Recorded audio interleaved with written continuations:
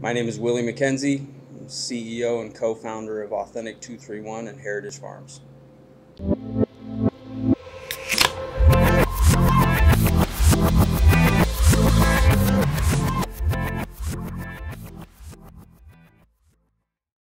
Well, I read an interesting article in Wine Spectator about the kind of the takeover of cannabis farms butting up right next to like a Pinot Noir vineyard. Yeah. Well, one of the problems with my property in Sonoma County was that we were subject to the irrigation district, which is controlled by the wine mafia. So Yeah. they actually wouldn't allow us to use our own groundwater to grow cannabis, which is why I couldn't get a rec license. So I was going to have to prove that I could collect enough rainwater into a cistern to supply all the plants for the whole year. If you know anything about California, there's not that much rainwater. No, there's not. So it's a shame. And that's kind of how I wound up here, right? I had 5 farms at one time, and none of them were in places that I was allowed to get a rec license. So your connection with Trevor brought you here for the farming? Because didn't you link up with other farmers initially here?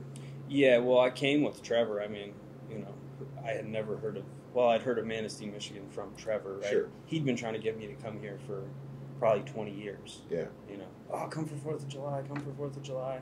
I never made it happen. I'm in construction. Summer's a busy season. So then when the opportunity came to get licenses here, I was interested. So we started flying in and working on it. And we hooked up initially with the Lutzes. Right. That's who we first leased the farm from and then wound up buying the farm from them. Very cool. How many people do you guys employ now? 85. 85. Yeah. And obviously that's because of the farm too. But Yeah, we have the farm and the processor. The processor is an extraction facility, and then a processing building where we make post-processing products, vape carts, pre-rolls, all that kind of stuff. We have some contract manufacturing arrangements with other brands that we build there. And then the other part is the retail, right? So now we have 3 stores open: Manistee, East Tawas, Bedford, and then next month we have a store opening in Stanton. Okay. I do want to talk about that because I had through your social media, I've noticed some of that. Right. Wow, that's, I know a lot of the cannabis companies are, obviously they're trying to put their net out a little bit further. So I want to come back to that. But before we get to that, the 85 employees, so you're expanding. This is awesome because I love the hometown aspect of this. Trevor and I go all the way back to, kids together. We lived next door when we were real little. Awesome. But talk to me about the process you went through for unionizing a company. A lot of companies try to steer away from something like that, and it seems like you guys embraced it right away and said, "We're just going to go ahead and do this." Yeah, it's interesting. In my construction business, if you asked me if I would ever unionize, I'd say no. Completely different operations. A union construction company versus a non-union construction company. The biggest issue in cannabis is turnover, right? It's 40% within the first 2 months. That means that if you hire 10 people, 4 of them quit or get fired within the first 2 months. So it's this constant revolving door. It's hard to get people who are trained and knowledgeable, especially at the retail level. You want people who can speak intelligently about products and be a good advocate for people who are coming in wanting to learn stuff. So we got really lucky here. We've had almost literally 0 turnover. The people who helped us build these facilities are still there. And for us, I want to create more of a career path in cannabis. Hey, come get started as a bud tender, grow to a sales lead, grow to an assistant manager, learn the business, learn it here in Manistee, and then go out and help us open stores in different locations. Have buy-in for the company, for what we're doing, for our culture, and then take that somewhere else and train other people. So, the idea behind unionization was really that. It was creating a career path for people to grow with the company and help us grow the business. I think as an outsider, understanding how to running businesses, But for most people, outsiders looking at what you've done there and how you just explained it, I think is amazing. You know, that growth from within. I think a lot of people just assume that you're just standing behind a counter, selling cannabis products, and that's it. Right. There's a whole network that you're working through here, and you're growing a community within the community. Absolutely. Which I think is amazing. Yeah, I mean, if you look at like our management team now, the majority of them started off as bud tenders, right? Right in the beginning when we opened the shop, they got hired as bud tenders. We see potential in people. We invest in them, train them. You know, Diane's now the director of retail. Tyler Macer is the director of manufacturing. He has a background in chemistry. It was like a perfect fit. And, you know, Ian, like all these people started off in entry-level positions. Like, you know, Ian's the general manager of the processor. He started off during COVID. He worked for the school district here. Yeah. You know, and they were all laid off because of COVID. He came out and was helping us like move dirt on the farm, and then grew into, you know, was super interested, learned all the compliance, which is huge in this business, and like created a role for himself as the manager of this facility. So I'm like a huge advocate from hiring within. There's not a lot of people in this industry who have a lot of experience. It's so new that you really have to hire well and train people to get the people that you want. You're hiring a significant amount of people in this community. You're investing in those team members. Yeah. What are the other ways that you're trying to invest in the community? I mean, we sponsor a lot of local events, a lot of local groups. I mean, our whole kind of ethos is that we want to support the community that supports us. So everything from, you know, being involved in community cleanups, which we do every other week in the spring and summer, to sponsoring all the local events, the Forest Festival, the Christmas Parade, and then, you know, tons of local veterans community. We just want to be involved in every way we can, support the community that supports us. Now, in doing that, where do you see so investment in the community, investment in your labor force, you're growing, you're going into other communities. I mean, where do you see Authentic Heritage Farms? Where do you see the whole company going in the next few years? You know, when you look at like the competitive scale of cannabis. Yeah. I mean,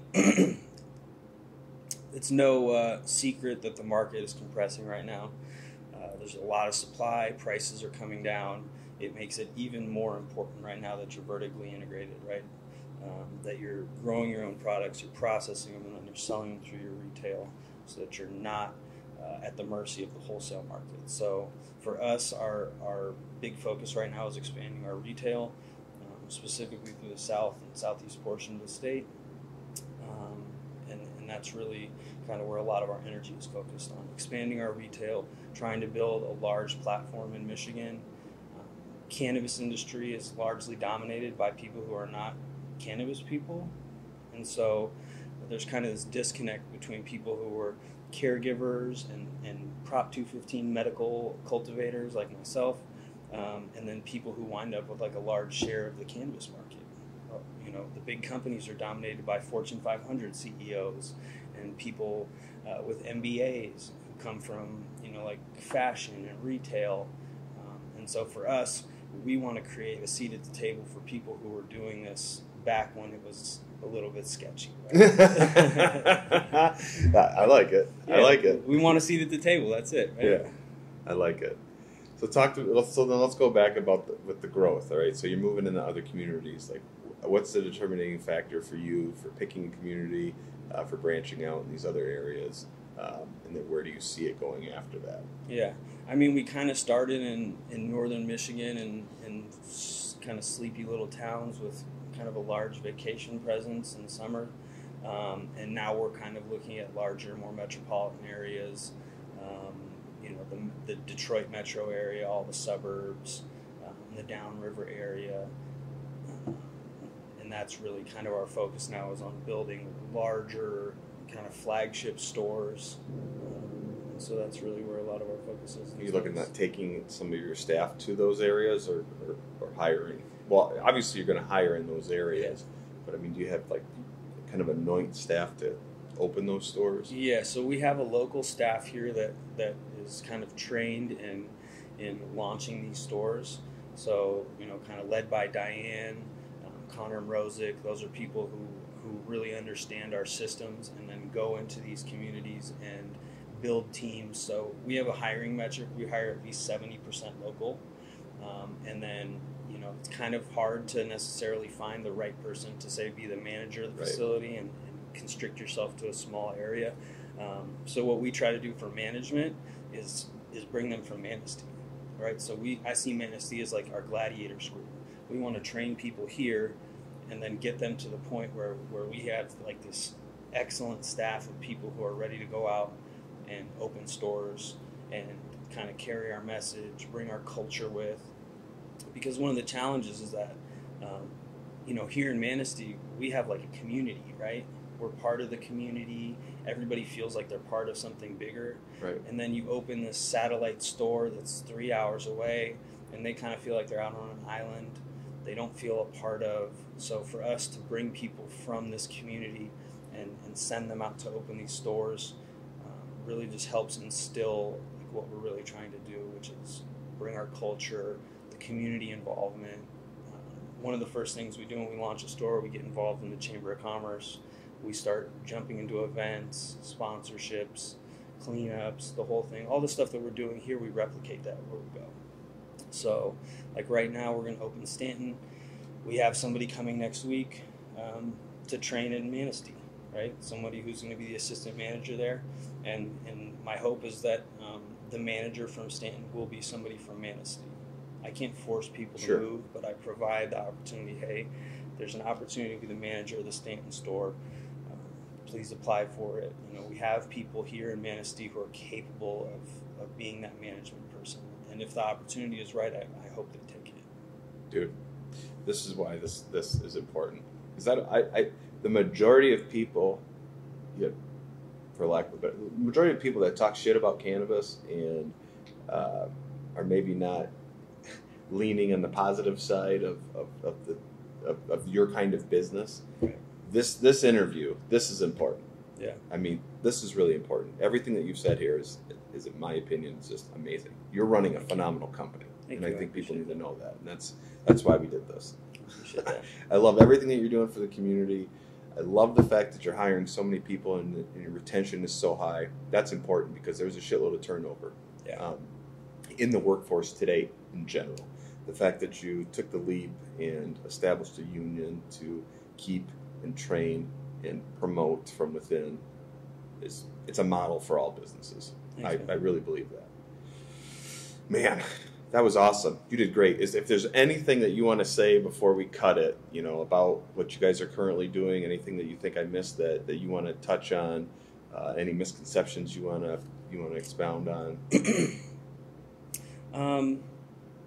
I think for me, being a part of like the legacy cannabis community and then coming into the regulated recreational market, I feel like an extra onus is on me to go above and beyond so that people take us seriously as business people, take our industry seriously. I don't feel like we necessarily get the same respect as other businesses. I feel like cannabis is a large industry now in Manistee, and I don't think it necessarily gets the recognition that it deserves for the amount of jobs it's creating, for the dollars that it's creating, tax dollars, investment dollars. So, I just want to be taken seriously as a business. This is cannabis is here. It's a big business. It's not going anywhere, and we're going to keep trying to do it right. That was awesome. Thank you so much. Thank you.